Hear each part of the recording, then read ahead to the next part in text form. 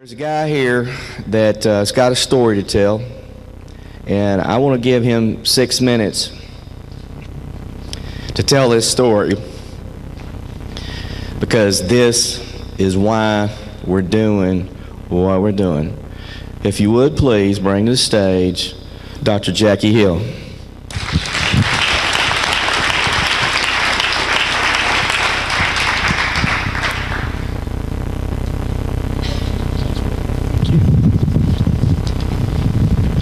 Hello, everybody. I was very pleased when asked if I would tell my story, and I said, you know, there's only one problem. The story has changed. I've gone through some things that have happened that was really great.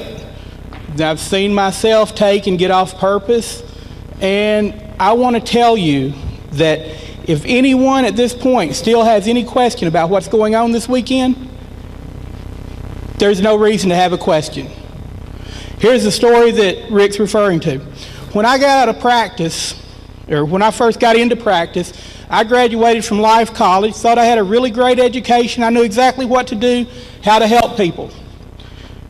But I opened the door, and for anybody that went to Life College, if there's anybody else in here, the thing that I knew was that when you hold the keys up and you drop them, they're going to fall. Okay? That was about the extent of what I actually knew, because I didn't really understand some of the stuff that was going on behind it. So I went into practice thinking I was going to do great.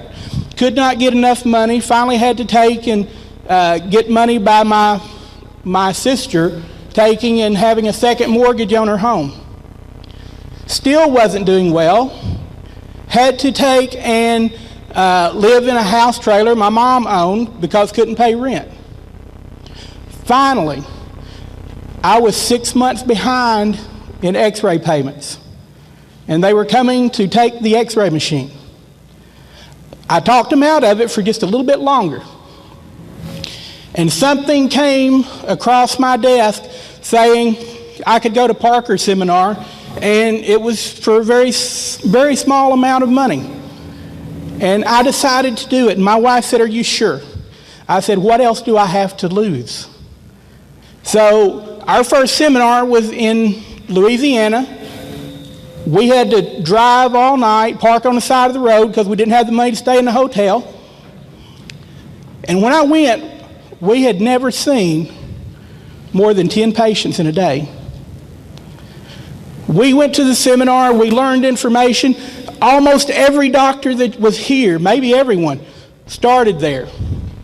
But things have seemed to change over the years, and this is the place to be right now.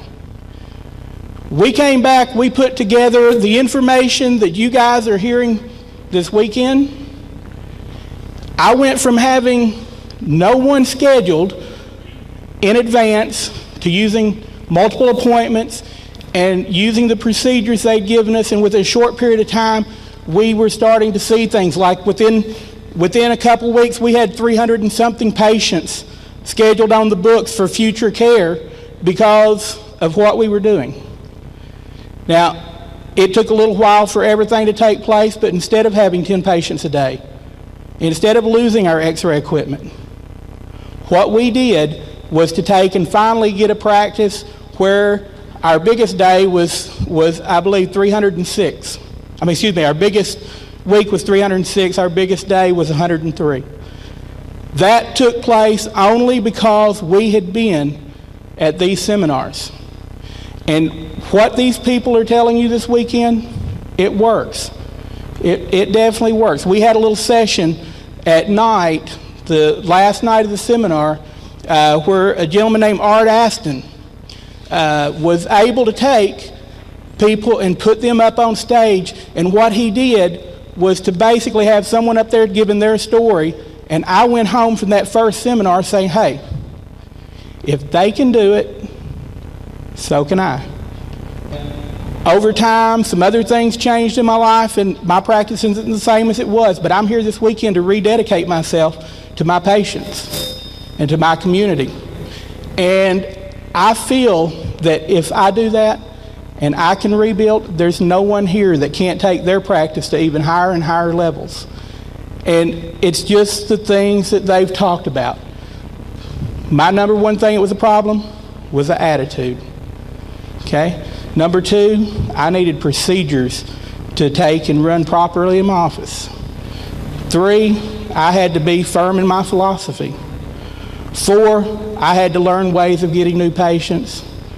And five, I had to take and be able to work with my CAs. For a while, I had a revolving door type system.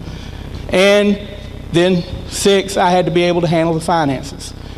But all of that falls together under one thing, and that is called self-discipline.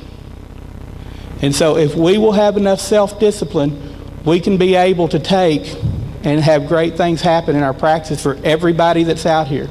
And I am so thankful to every single one that's over here, because they all played a part in my life and in what took place in my practice. And I will tell you that if they had not been there, there would not have been a possibility of me surviving my first two and a half years in practice. So I salute these people. I thank them. They are here to help you, and believe me, if we listen to them, whether we take and get off purpose like I did a few years ago, or whether we stay on purpose, we can all be able to learn and do more. And it's not only us that benefits, but it's all the people that are out there.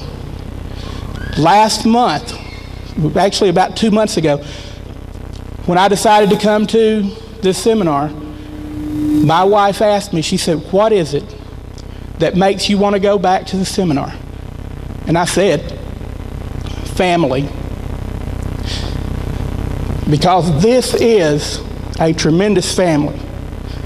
And one thing I can tell you is if you call on these people, they don't care where you're at, where you've been. All they know is what they want to do for you and for chiropractic.